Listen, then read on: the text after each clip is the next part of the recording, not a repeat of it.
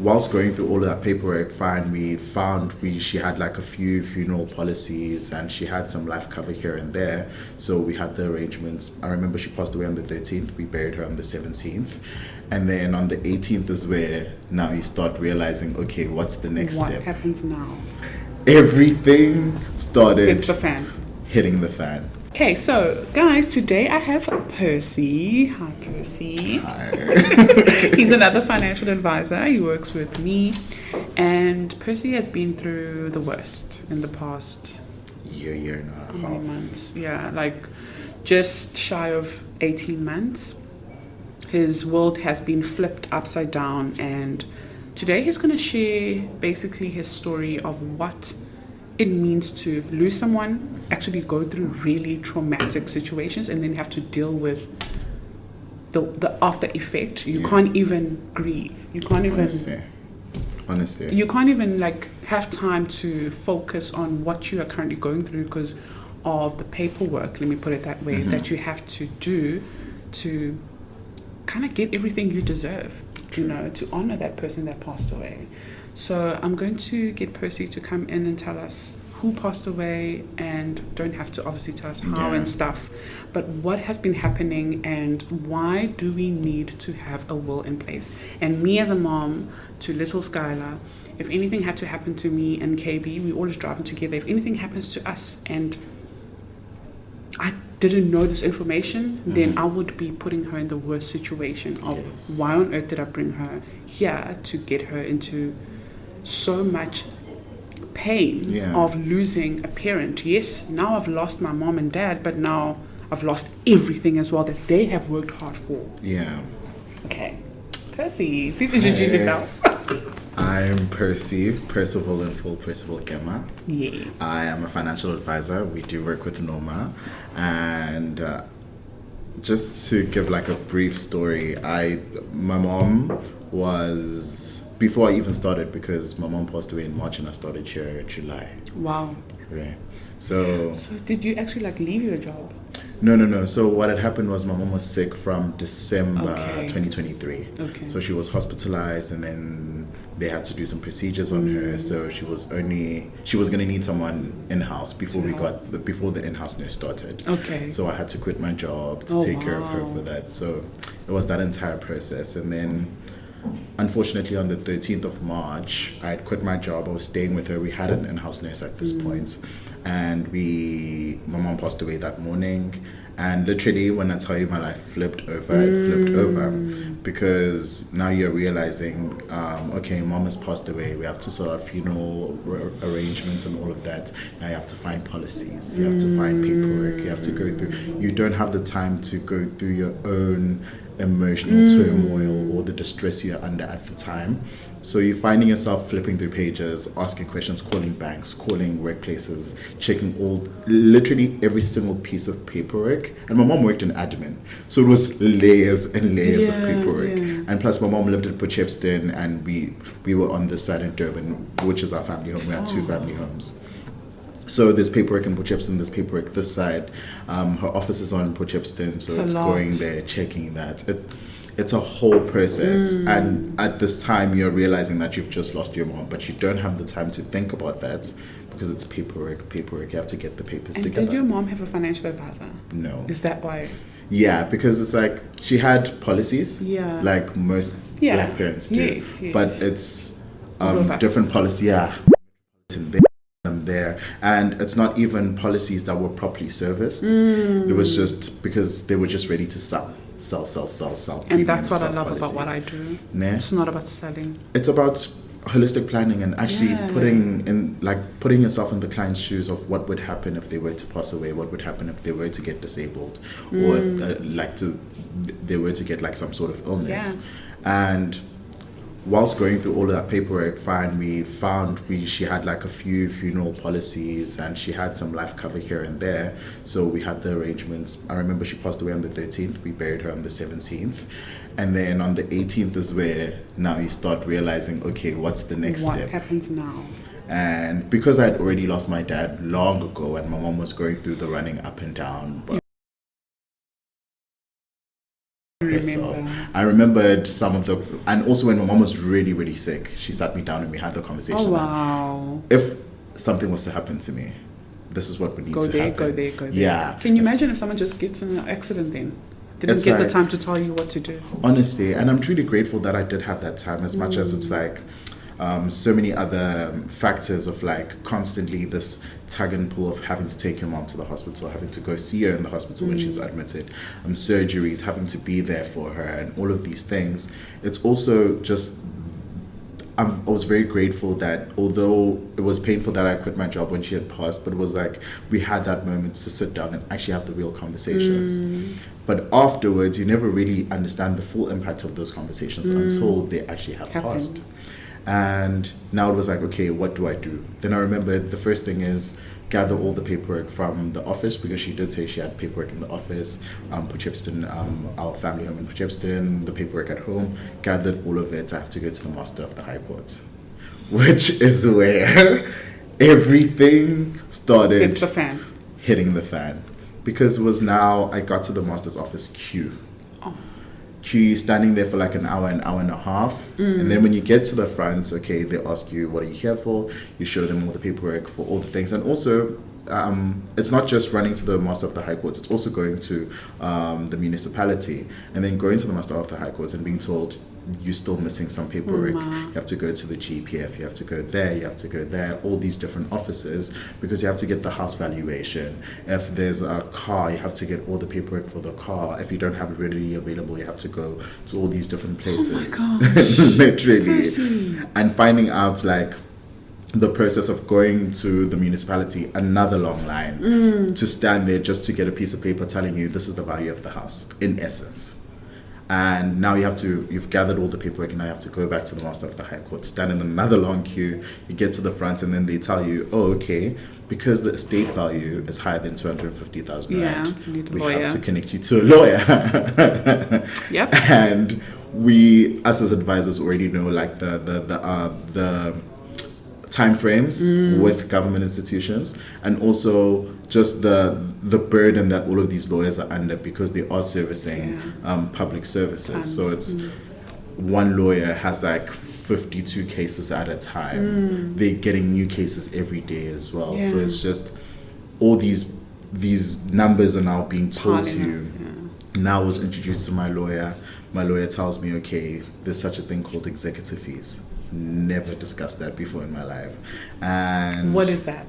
executive fees are basically they are a percentage of the entire estate value, and it's paid to the lawyers for them helping you wrap up the estate. Sure. And the main issue is that if you don't have liquidity being like actual physical cash in the estates, you might find yourself in situations where you might actually have to sell the house to sort out debts and sort out all these things, because that's what the executor does. They gather all the policies that you might not even have known about. They gather the ones that you did know about, especially the ones that didn't have beneficiaries. They go straight to the estates. Yeah. And that's an entire process. So if you have policies and they don't have beneficiaries, now your children are not being provided for until this has been wrapped up. And like we discussed, my mom passed away 13th of March, and I only got my letter of executorship last week. And that's 13th of March 2024. Yes, and I only got it last week, which was beginning of May 2025. Yes. So in that 12 whatever months, who's providing? That's the main thing. What if you are young? What if you are 12? Like I said, I quit my job, so there was a bit of money left over from like funeral arrangements and whatnot. Okay. So it did keep me afloat, and I also did have a very supportive family. Okay. So But if you don't have that? now you are left in a situation where you don't have an income. You have to still run the household. You still have to buy groceries. You still have to pay for lights and electricity, all these things, because as much as you're still waiting for the estate to be wrapped up and the house to be transferred into names and whatnot, There's still electricity rates. bill is still going up. Water bill is still coming in every month. There's a new letter coming in telling you, They don't okay, care. they really don't. And also, it's like, if there's no physical cash, it makes it very Difficult. With the executive fees, also, they do also take into consideration all the other policies that did have beneficiaries. So, Okay. so there's this thing they draw up called an L&D account. L&D. Yeah, L&D account. So with an L&D account, they list all the assets, they list all the debts, and then they list all the physical cash available. Okay. And then they do the minusing and the plussing, and they do the calculations for you. And then at the end is where they pay themselves as well, and where whatever is left over is then paid out to you. If there's no liquidity, we might end up having to sell the house. Because all of these things have to be paid, or we have to dip into your own pocket with whatever money you are making and to sort this out. Or get a loan. You know what I, now you're putting yourself into a more further debt. hole. So it's a literally a lot. It's like new. We are not taught. We absolutely. And I think that's why the Nomazdiary community enjoys my content, because I'm basically talking about budgeting Yes.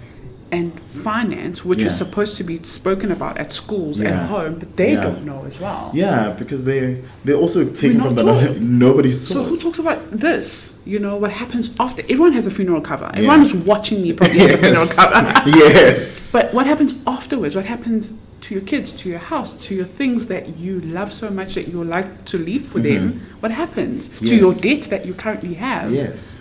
So obviously, because I'm trying to really understand why a will is important and why everyone must have one, how would having that would have changed the whole thing for you? I'll just speak on my experience with regards to working at Invest Pro. It's just because we do work with now Capital Legacy is a part of Liberty. The calculation of and actually seeing the physical number of how much it would cost you to die with all of your assets, because we also don't take into consideration as people just standing afar, or as uncles or as aunts, or watching people go through this process. You also have to consider the fact that the house might still be under a bond. There's so many things that need to be considered. So with having a will and actually having that conversation of like how much would it cost you to die, actually see physically how much you would need to have liquidly in cash so that your family is able to bury you and have a dignified funeral, and also carry on living and treasuring all the things you worked extremely hard for. Yeah. No, 100%. I didn't know like a will is that important. Yeah. I thought also, I know some of you are watching and thinking, I don't own anything. Yeah. But you heard he said, if your estate is over 250,000, and I know a lot of you have cars and things like that, then you do need a lawyer. So if you do pass away and your children are left, or family, or whoever, even your mom who's, you know, old, and your car and stuff is there, that means your estate is over 250k, who's going to pay that lawyer? Yeah. Like, what's going to happen? I think it's things we really need to think about, but definitely get that will, which is obviously complimentary, and then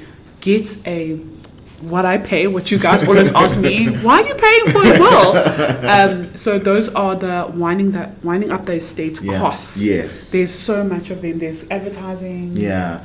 Yes, they have to advertise twice. Master's fees. Executorship, conveyancer fees for changing over of names from the deceased to your name. Wow. All of these things. I think that is it. I think I am definitely feeling like I'm in the right path, having a will, especially being a mom, leaving someone, you know, behind. And if you had to give advice to anyone watching right now, what would be your advice to anyone, especially who has kids? If anything happens and we know your mom would have never wanted something hectic, like running up and down and struggling to make ends meet, even though the estate is there. Literally. You know, the money is there, but I have no access right now. Yeah. What would be your advice? I think the first one would to actually sit down with a financial advisor, have that conversation. 100%. Because having policies is not enough. And all over the place. Yeah. It's great to have, and also just having policies for the sake of having policies doesn't help. No. Because you might have policies, but like we were saying, it might still be wrapped up in the estate. What do you your kids still need to go to school? It might not cover all the fees needed. You know what I mean? Because you just took out a policy without actually considering how the impact of what would happen if you were to pass away. And secondly, get a will. Yeah. Get a will signed. Yeah. Have the Signed. conversation about Signed. with ink. Yeah. black pen. Yeah. Today we even spoke about VAT increase. Yes. Yeah. And if the VAT did increase, which it did, and then it or whatever, I'm not going to talk about those kind of things. But if it did increase, it means also those fees, the executive fees would have increased, which means now you have to increase your life cover or whatever it is that should cover those fees. Yes. You know, it's a lot to think about. So financial advisor is actually important. Yes, and full planning is extremely important, and actually listening to your financial advisor is extremely important, because as much as people see us as just trying to make money, because that's the experience I've had, and also the experience I've had where it's like my mom did have policies, but you can tell they just did it just for the sake of writing a premium, getting their commission, carrying on. But it's also about just, especially the way we do it, it's actually about taking the time, calculating, seeing what is needed. Thorough, proper planning. Yes, and having the liquidity, having the understanding, because I, as a financial advisor, we all know our clients' kids' names, we know the schools they want their kids to go to. Yeah, we know their needs. Their retirement plans and all of that. So having that conversation is extremely important, because even if it's not for... Even if you feel like you have nothing, you have no assets, you have no children, it's still extremely important, because you could help someone in your own family who actually might actually need that assistance. True. And if you have like a bank account, you know, you have something. If you have a pension fund. Like you have something. You need to honestly book a one-on-one with a financial planner. Yeah. It doesn't have to be me. If you feel like you already have one, fine. If you don't have one, then you can reach out and we'll do our best. If you want to meet Percy as well, I can transfer you to him. And, you know, if maybe you're another person who feels like you resonate more with his story, then he's also available. You just let me know and I'll send your details through to him. And it's going to be nice to be heard and also to be educated on this topic, because unfortunately we are not taught. I am 33. I'm learning everything now. Things that I feel like we should actually know by the age of 18. By the time you get your driver's license, your you first should know all these things. It should be a part of, like, the same way we have the urgency. What is that? Rules, what is that? Taxes, Budgeting. one of those things, because taxes are also a big one with the states. Thank you so much, Percy. Guys, I really hope you enjoyed this. And if you have a story to share about your own situation, please comment below. And I'll see you on the next one. Bye. Bye. Bye, Percy. That was amazing. That was really nice. Yes. I didn't think the conversation was going to flow like that. I thought it was going to start. Perfect. It was perfect. Recording, yes. So, Chris. Record. We are live in Onkozini FM. Yeah, it's perfect. Okay, and the mic is getting both of our voices, which is good. Fair. Okay, KB, gear out.